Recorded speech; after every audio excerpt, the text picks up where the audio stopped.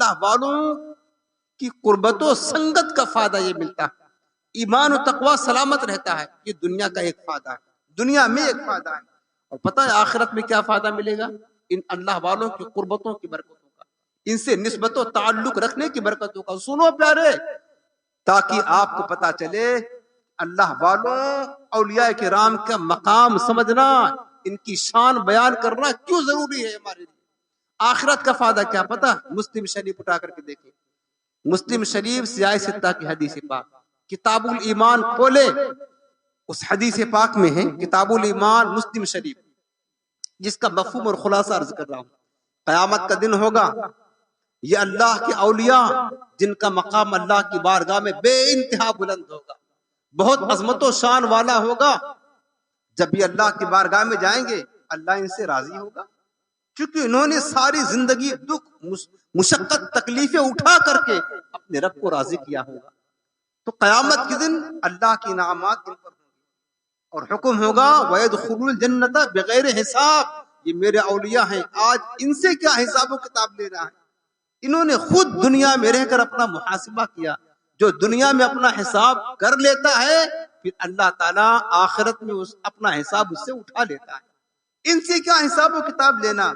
اللہ حکم دے گا کہ میرے پیارے دوستوں, تم نے محنت و مشقت کر کے میری محبت اختیار کر کے مجھ کو راضی کر لیا ہے, آج میں تم سے راضی ہوں. تم سے نہ کوئی حساب ہے نہ کتاب ہے. یہ میری جنت ہے, جنت کی نعمتیں ہیں, باغ و قصور ہے, انہار ہے.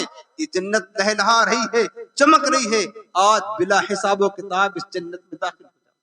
سبحان اللہ.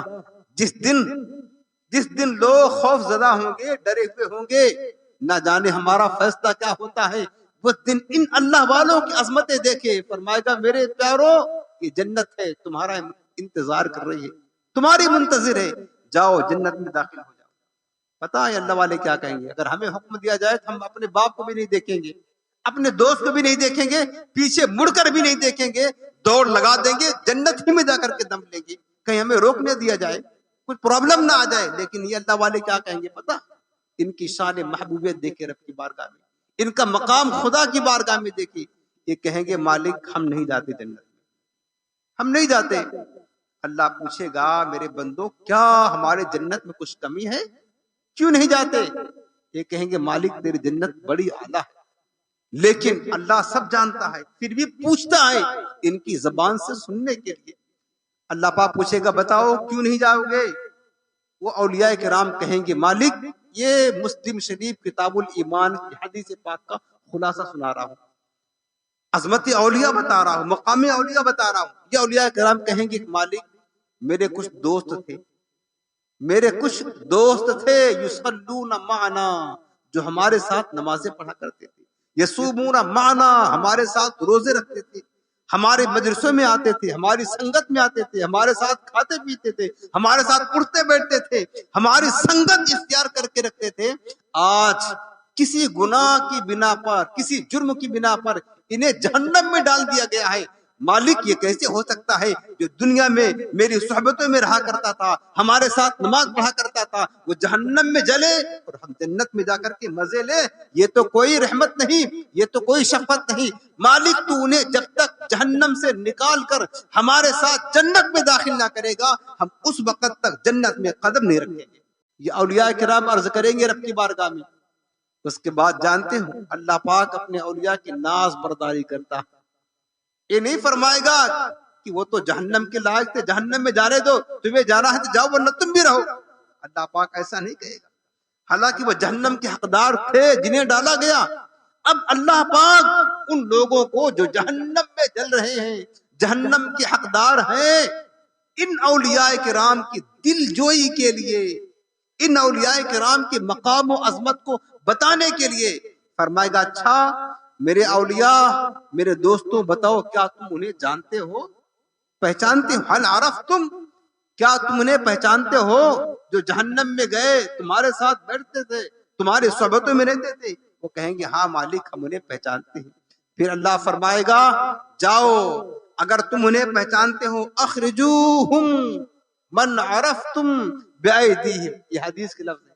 اللہ فرمائے گا میرے اولیاء تم خود جاؤ اور جہنم کے دروازے پر کھڑے ہو جاؤ اور جس کو پہچانتے ہو جس کو پہچانتے ہو اپنے ہاتھوں سے پکڑ کر کے انہیں جہنم سے نکال کر کے اپنے ساتھ جنت میں لے کر کے جاؤ.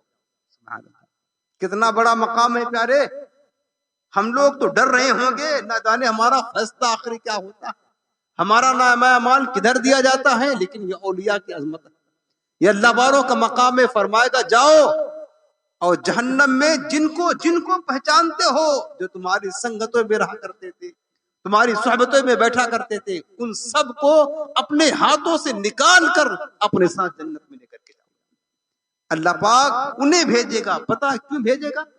انہیں کیوں بھیجے گا کہ تم نکال کر لاؤ. اللہ چاہتا تو حکم دے دیتا کہ وہ لوگ فلاں فلاں, اللہ تو جانتا ہے, فلاں فلاں میرے دوستوں کی صحبت میں بیٹھا کرتے تھے, چلو تم نکلو. فرشتوں کو حکم دیتا فلاں فلاں کو نکال کر کے ان کے ساتھ جنت میں بھیجو. ایسا بھی تو کہہ سکتا تھا, لیکن ایسا نہیں کہے گا. انہیں بھیجے گا تم جاؤ جس کو چاہتے ہو نکال کر لے آؤ. کیوں؟ تاکہ وہاں بھی پتا چلے, کوئی یہ نہ کہہ سکے کہ اس میں اولیاء کی کیا بات ہے, ان کی سزا پوری ہو گئی تھی, اللہ ان سے راضی ہو گیا تھا, بس انہیں جہنم سے نکال کر کے جنت میں داخل کر دیا گیا. اس میں اولیاء کا کیا کمال ہے, تاکہ وہاں بھی عظمت اولیاء کا کوئی انکار نہ کر سکے. اللہ انہیں فرمائے گا کہ تم جاؤ جہنم سے اپنے ہاتھوں سے نکالو, تاکہ پتا چلے میرے اولیاء کا مقام وہ ہے کہ یہ جسے چاہتے ہیں اسے جہنم سے نکال کر کے اپنے ساتھ جنت میں لے کر کے جاتے ہیں. یہ مقام اولیاء ہے پیارے, یہ مقام اولیاء ہے. یہ دنیا میں فائدہ جو میں نے آپ کو بتایا, اور آخرت کا فائدہ کہ اگر بندہ ان کی قربتوں میں رہے, جو اللہ نے فرمایا وَكُونُوا مَعَ الصَّادِقِينَ, ایمان و تقوی کے بعد بھی تم پر ضروری ہے کہ میرے دوستوں سے, میرے پیاروں سے, میرے اولیاء سے محبت رکھنا, ان کی قربتوں میں رہنا, ان کی صحبتوں میں رہنا, ان کی سنگتیں اختیار کر کے رکھنا. ان کی سنگتیں تمہیں دنیا میں بھی فائدے دے گی اور ان کی سنگتیں تمہیں آخرت میں بھی فائدہ بخشوں گی, نفع بخشوں گی.